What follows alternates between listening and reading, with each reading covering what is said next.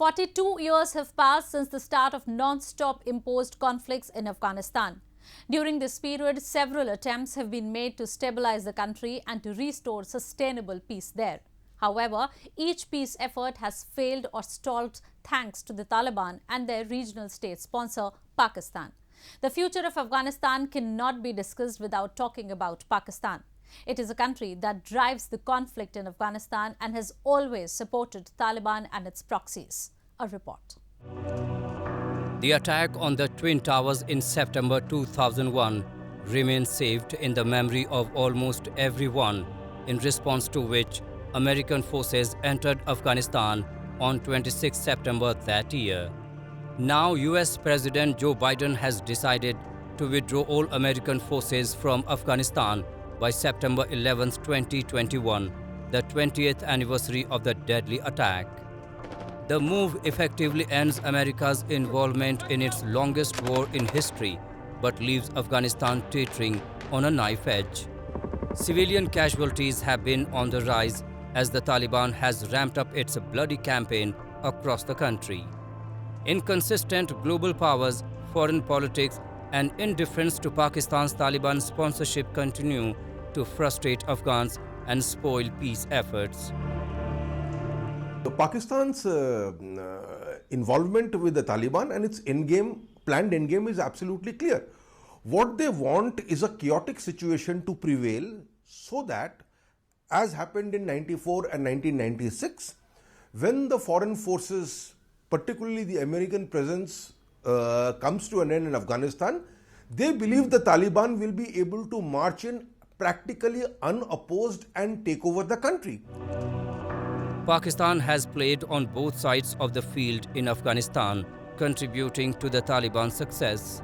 Taliban sanctuary in Pakistan and state support from organizations like Inter-Services Intelligence have been essential to their war effort, and the failure of the US to undermine this haven may be Washington's most significant mistake of the war. Recently, US Senator Jack Reed reminded this to his colleagues on the Senate floor. Islamabad, or more accurately Rawalpindi's influence with the Taliban, is the reason why Pakistan has a seat at the table when the future of Afghanistan is discussed. However, Taliban and Pakistan are hardly genuine peacemakers, rather they are both peace spoilers.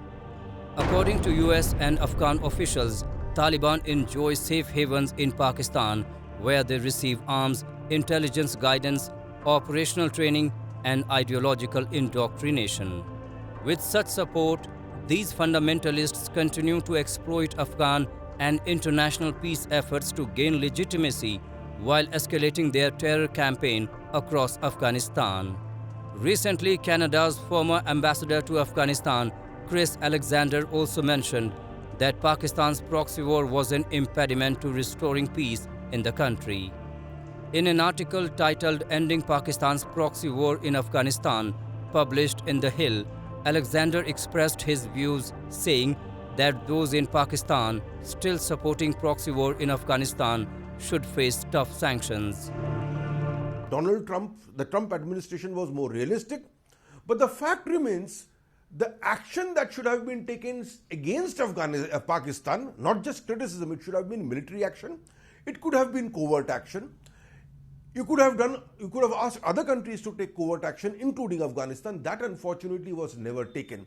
So what you have is this continuous effort by America to engage Pakistan, knowing fully well that Pakistan's intentions are not at all honest, that there is no position that Pakistan will uphold even if it undertakes to uphold that particular position. And as a result of this, we have come to this sorry mess that is in Afghanistan. ISI is working to form an umbrella alliance of deadly terror outfits across Afghanistan to ensure Pakistani domination in affairs of that country by exploiting these groups. The proxy war of this notorious agency has killed hundreds and thousands of people in Afghanistan. Meanwhile, the terror mongers and those who want to provide them safe havens gained importance in Pakistan's decision-making machinery. Islamabad should understand that supporting terrorism in Afghanistan and other countries has also had an effect on Pakistan. Hence, ending support to terrorism is in the interest of Pakistan itself.